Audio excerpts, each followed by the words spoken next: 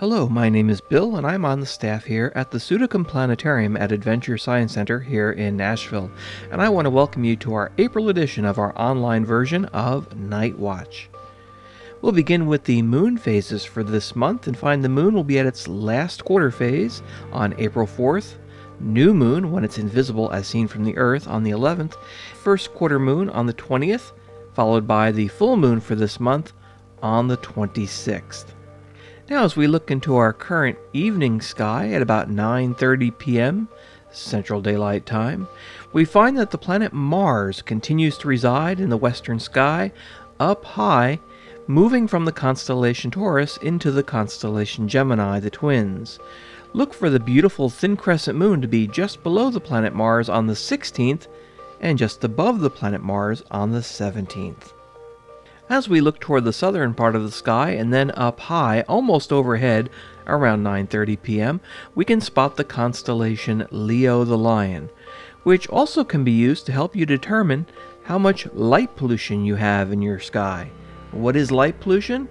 Well, all the buildings, highways, factories, billboards, houses that turn on their lights at night can create a very, very light polluted or bright sky over cities and even suburban areas. When you get far, far away from city lights, you can see the sky much more clearly as it is much darker. Check out the websites globeatnight.org and the International Dark Sky Week site at idsw.darksky.org for more information about the International Dark Sky Week from April 5th through the 12th. As we look up at the constellation Leo the Lion, you can see here how it looks under heavily light-polluted skies. And now we look at the constellation under moderately light-polluted skies, and finally under dark skies. You can see quite the difference in the amount of stars that you can see between city areas and rural areas. So, if you get the chance, during Dark Sky Week, treat yourself by going to a place that's a little bit darker and admiring the nighttime sky. Looking toward the eastern part of the sky, we can find a beautiful arc made up of several stars. Starting in the northeastern part of the sky, we can find the constellation Ursa Major, which is better known to most people as a group of stars that we usually refer to as the Big Dipper.